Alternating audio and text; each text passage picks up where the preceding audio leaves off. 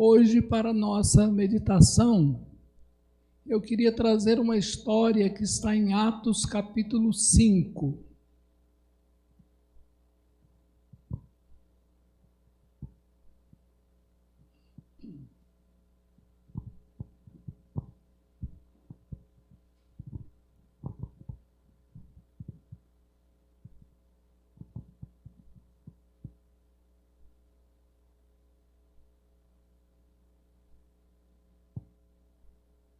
Atos 5, eu vou ler a partir do versículo 17. Levantando-se, porém, o sumo sacerdote e todos os que estavam com ele, isto é, a seita dos saduceus, tomaram-se de inveja, prenderam os apóstolos e os recolheram à prisão pública. Mas de noite, um anjo do Senhor abriu as portas do cárcere e, conduzindo-os para fora, lhes disse: Ide e, apresentando-vos no templo, dizei ao povo todas as palavras desta vida. Tendo ouvido isto, logo ao romper do dia, entraram no templo e ensinavam. Chegando, porém, o sumo sacerdote e os que com ele estavam, convocaram o sinédrio e todo o senado dos filhos de Israel e mandaram buscá-los no cárcere.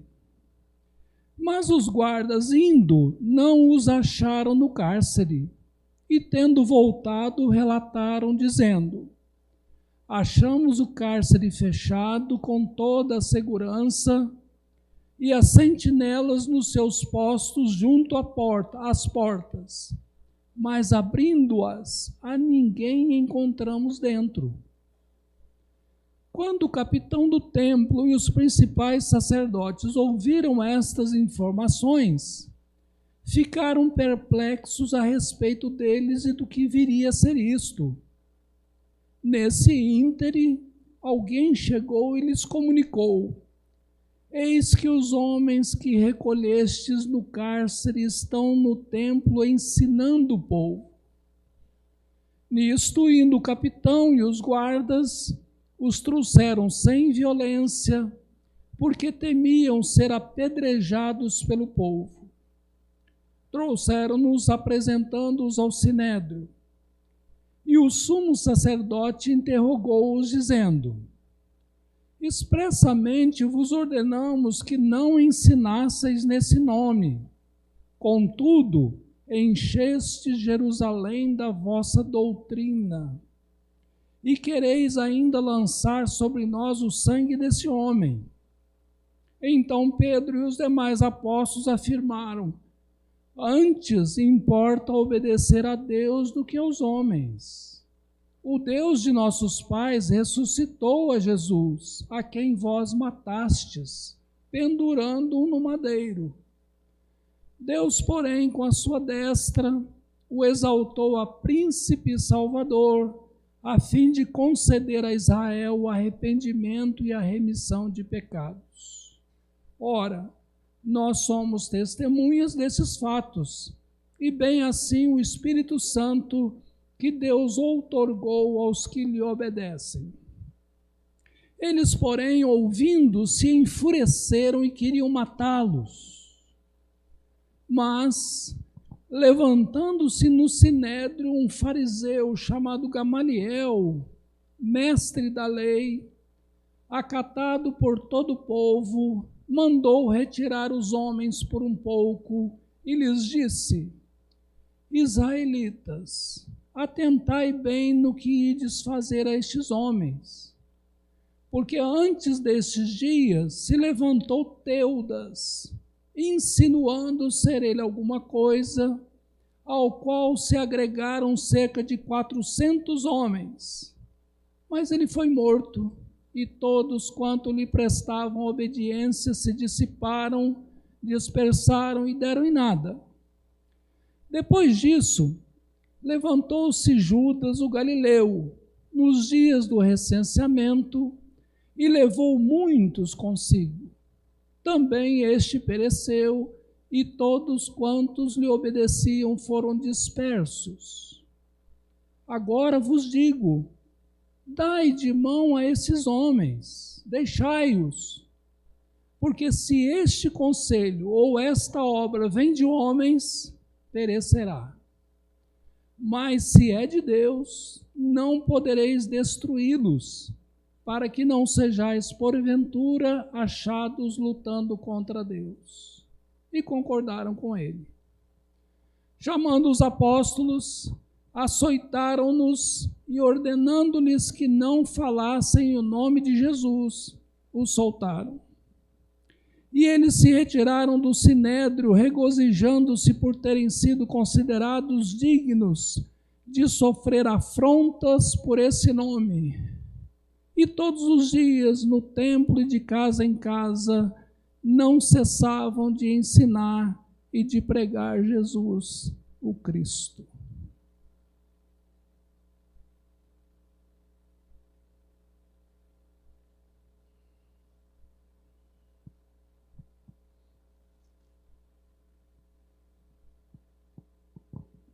Uma sociedade, para se organizar, precisa de leis e regras. E o que leis e regras fazem? Elas combatem o mal e evitam o mal. Mas a gente aprende na escola que toda regra tem exceção, porque uma regra ou uma lei não são perfeitas. São feitas num determinado momento, de acordo com algum problema. Pois bem, os fariseus, que eram os religiosos especialistas na lei, eram normalmente considerados opositores de Jesus, porque não acreditavam que Jesus fosse o Messias. Tanto que em Mateus 23, Jesus chama os fariseus de hipócritas, de falsos. Exigiam muito, mas não faziam quase nada. Mas se os fariseus eram hipócritas e opositores, houve exceção. Nicodemos, por exemplo, foi um fariseu que foi se encontrar com Jesus à noite. E conversou com Jesus e foi transformado por Jesus. E lá na frente ele defende a Jesus. E quando Jesus é morto, ele ajuda José de Arimateia a sepultar a Jesus. Nicodemos foi uma exceção. E aqui nesse texto que nós lemos, há uma outra exceção. Um fariseu chamado Gamaliel, que eu vou considerar um fariseu bom, um fariseu inteligente, um fariseu moderado, um fariseu equilibrado. Porque ele foi um instrumento de Deus para livrar os apóstolos da morte prematura. Então eu queria meditar com vocês hoje sobre Gamaliel. O que Gamaliel pode nos ensinar com a sua maneira de ser e com o que ele falou para o sinédrio? Vamos recordar a história que lemos aqui? Diz o texto que os apóstolos estavam pregando a Jesus e a sua ressurreição. Aí aparece o sumo sacerdote do judaísmo, junto com um grupo chamado saduceus, que não acreditava na ressurreição, e prendem os apóstolos para que eles não mais pregassem sobre Jesus e a ressurreição. E o texto diz que eles fizeram isso por inveja. Inveja significa que os apóstolos estavam pregando, estavam sendo bem-sucedidos na sua pregação, estavam arrastando multidão. E os saduceus, que faziam parte do sinédrio, de certo ficaram inseguros e ameaçados no seu judaísmo por causa dos apóstolos da sua pregação. O que eles fazem? fazem um exercício de poder para tentar tirar a capacidade dos apóstolos de pregar a Jesus. Levam os apóstolos para a prisão. Olha, analisando isso me parece insegurança. Porque se a gente está seguro de um projeto que a gente tem, a gente não precisa querer eliminar o outro, anular o outro, não precisa ficar inseguro com respeito ao outro. Mas os saduceus ficaram. Pois bem, nada fala da reação dos apóstolos, eles foram para a prisão. Mas o texto diz que Deus fez um milagre enviando um anjo à noite, abrindo as portas da prisão e todos os apóstolos saíram. E saíram com a orientação de voltar para o templo e continuar pregando. No dia seguinte, o Sinédrio se reúne. E o Sinédrio era composto mais ou menos de 70 autoridades, entre fariseus e saduceus. E eles se reúnem para julgar os apóstolos. Ficaram surpresos quando mandaram buscar os apóstolos da prisão e eles não estavam mais lá. Mas alguém disse, olha, já estão no templo pregando de novo. Foram lá, buscaram os apóstolos para julgá-los, condená-los à morte. E aí que entra Gamaliel. Gamaliel pede a palavra, fala algumas coisas, e no final da sua fala eles concordam com ele. E os apóstolos não foram mortos, não foram condenados e mortos. Receberam apenas alguns açoites e foram soltos. Foram soltos com a recomendação de não mais falar em Jesus. E eles não obedeceram essa recomendação e continuaram falando em Jesus. Mas eu queria focar aqui, chamar a sua atenção para a figura do Gamaliel. O que é que nós podemos aprender com esse fariseu chamado Gamaliel? Meditando nesse texto, eu trouxe dois princípios que Gamaliel usou ali e que podem ser úteis para nós hoje. Primeiro princípio, nós podemos aprender com Gamaliel a não acreditar em tudo. Não acreditar em tudo. Vamos pensar na situação lá. Os saduceus ficaram achando que os cristãos iriam destruir o judaísmo. Se sentiram ameaçados. Primeiro prenderam e depois quase mataram, porque acreditavam que aquele novo grupo fosse um grupo herege que ia destruir o judaísmo, a religião deles. Pergunta, isso é verdade? Não. Isso foi uma narrativa emocional precipitada que eles tiveram e acreditaram e saíram dizendo. Gamaliel, ao ouvir isso, ficou com a pulga atrás da orelha e pensou, não é bem isso. Não acreditou nessa narrativa. E conversa com eles com calma, conta duas histórias para eles, e no final eles concordam, e os apóstolos não foram mortos. Porque Gamaliel não acreditou na narrativa que os outros do Sinédrio estavam acreditando e dizendo. E eu fiquei pensando, por que é que Gamaliel não acreditou nisso? Eu acho que Gamaliel não acreditou nessa narrativa porque ele confiava bastante, plenamente na soberania de Deus. Ele entendia que Deus governa tudo e todos. E que se aquele movimento tivesse surgindo e fosse de Deus, não adiantaria combater. Mas se não fosse de Deus, não ia dar em nada. Então ele não se abalou na sua vida, na sua decisão, por causa da narrativa do Sinédrio. Ao contrário, ele ficou seguro, tranquilo, foi flexível, foi moderado e, com uma palavra muito bem colocada, mudou a decisão do Sinédrio.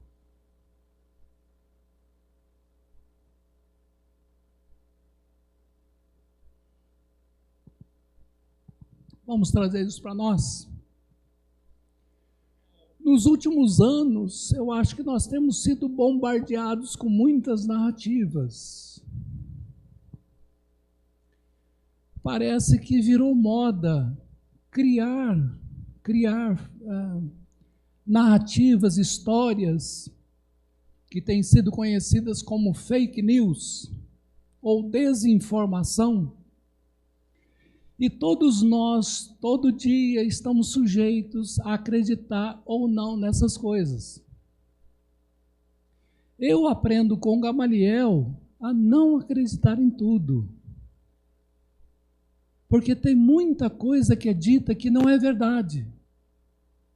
E às vezes tem um propósito por trás para criar aquela narrativa, para enganar alguém e fazer acontecer alguma coisa. Por exemplo, quando eu recebo uma notícia bombástica em qualquer rede social para causar pânico e ódio e violência nas pessoas, e no final dessa notícia vem assim: repasse sem dó. Eu não repasso. Só de ter essa frase eu já elimino aquilo. Porque a chance daquilo ser uma mentira é grande. E os golpes que têm surgido ultimamente? Cada dia mais golpe, a gente tem que prestar atenção para não cair neles. Quase todo dia no meu e-mail eu tenho recebido um golpe assim: seu Pix para fulano de tal, no CNPJ tal, foi validado para tal dia, no valor de tal. Embaixo, não reconheço essa transferência.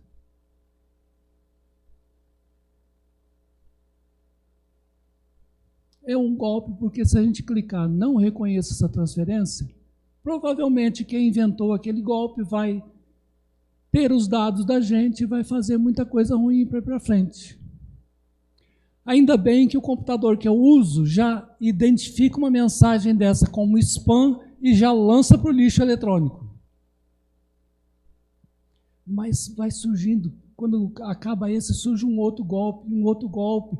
E se a gente acreditar em tudo que é dito, a gente erra muito, a gente pode sofrer muito, porque a gente não deve acreditar em tudo que é dito. Parece que está na moda mentir, né? Parece que está na moda criar fato que não existe. E eu aprendo com Gamaliel a não acreditar em tudo.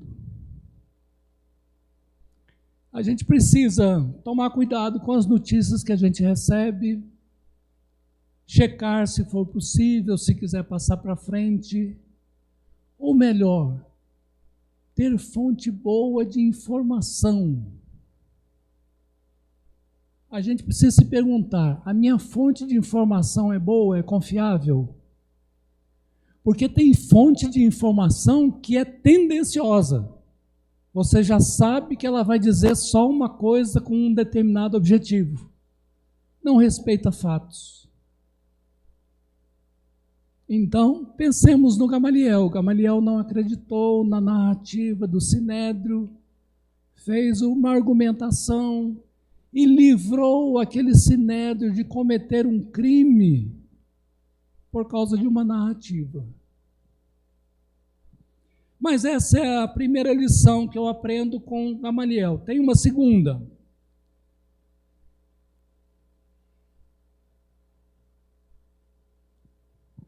Nós podemos aprender com Gamaliel também a esperar pela verdade.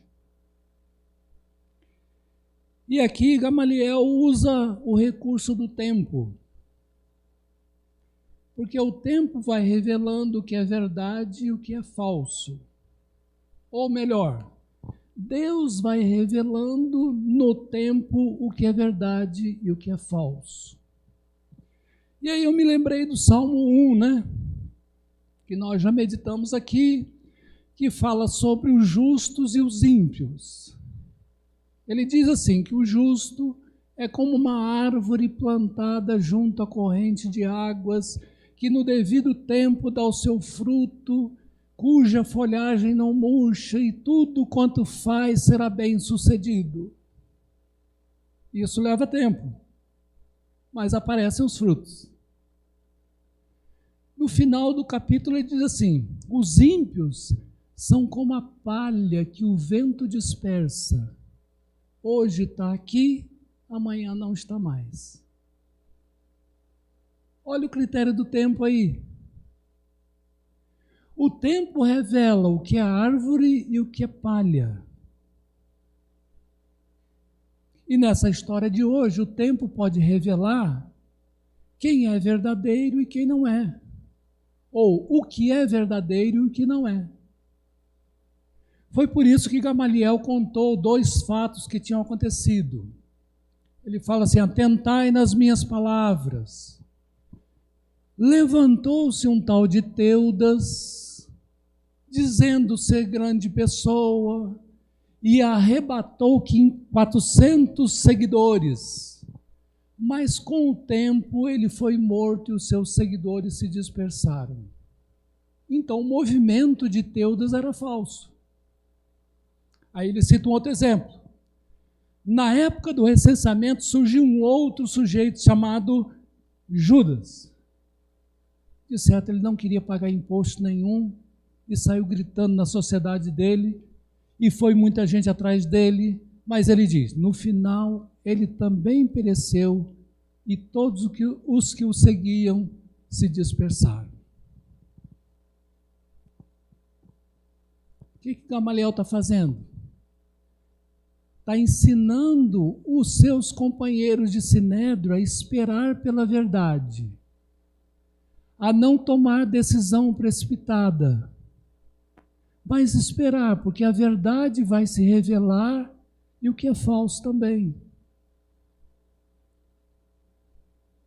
Com essa argumentação, eles concordaram com Gamaliel, açoitaram os apóstolos, não precisava disso, e mandaram embora os apóstolos.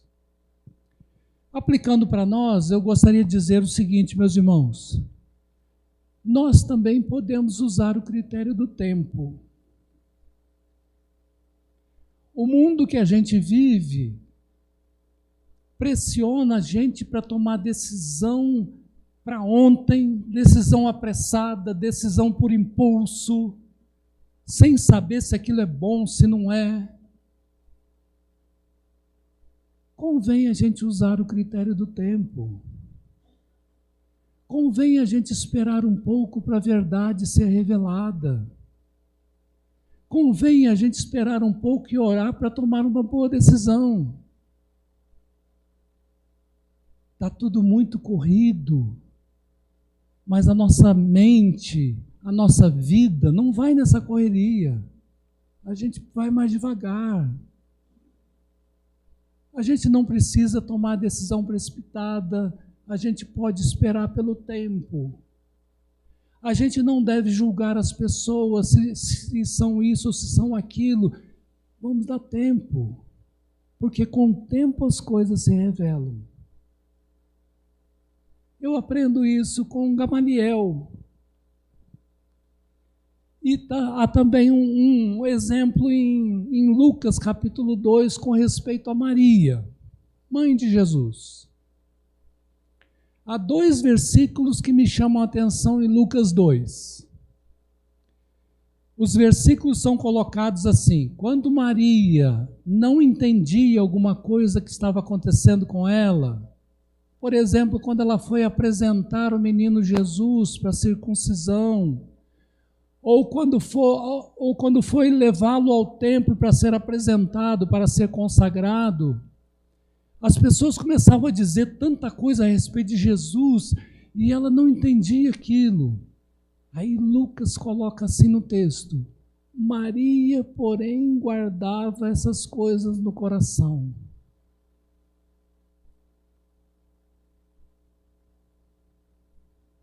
O que é guardar no coração?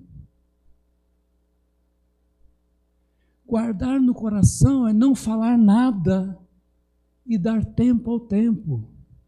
Tempo para a gente pensar, tempo para revelar o que é que está acontecendo, para depois a gente dizer uma palavra acertada. Maria guardava essas coisas no coração. Então, meus irmãos, eu deixo essa mensagem com vocês hoje. Considero Gamaliel uma exceção entre os fariseus, porque ele era um sujeito inteligente, maduro na fé, experiente, moderado, e ele consegue, pelo menos naquela reunião, não acreditar em tudo que lhe disseram e propor a eles esperar para ver se aquele movimento do cristianismo era passageiro, era humano ou era divino. E nós sabemos hoje que aquele movimento é divino, porque a fé cristã já tem mais de 2000 anos e está espalhada por todo o mundo. E nem ameaçou o judaísmo está aí. Não acabou com o judaísmo. Mas o cristianismo, ao qual nós fazemos parte, é uma nova aliança com Deus, com base em Jesus e no que Ele fez por nós. Então, de fato, está provado que aquele movimento era de Deus e o Sinédrio não ia conseguir interromper aquele movimento nem se matasse os apóstolos. Nem se matasse. Mas a gente deve levar esses princípios de Gamaliel para casa, para a nossa vida, porque nós temos a tendência de querer controlar tudo e todos. É ou não é? Mas não é possível. A gente não controla nem a nossa própria vida, quanto mais a do outro. A gente tem algum controle sobre crianças pequenas, mas crianças cresceram, eles já fazem o que querem, já fazem o que dá na cabeça.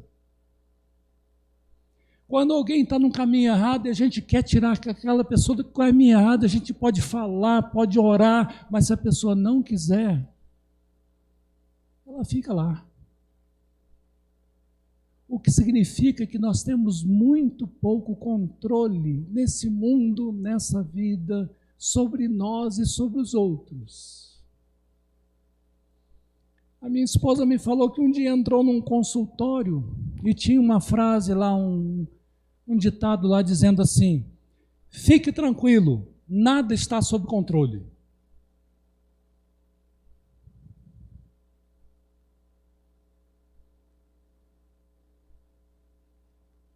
E eu fui pensar nesse ditado, olha, esse ditado é verdadeiro. Nada está sob controle humano. Nós cremos que tudo está sob controle divino. Deus está conduzindo a história, conduzindo a nossa vida. Mas nós temos muito pouco controle. Mas a gente quer controlar. A gente quer controlar os outros, a gente quer controlar muitas coisas. E Gamaliel talvez nos ensine que não é possível. Não dá para acreditar em tudo, e é melhor esperar pela verdade, porque a verdade vai se manifestando com o tempo. Então, meus irmãos, que o exemplo desse fariseu Gamaliel seja inspirador para todos nós, e que ele nos abençoe nas nossas decisões, nos nossos contatos, nos nossos relacionamentos e em toda a nossa vida. Que Deus nos abençoe. Amém.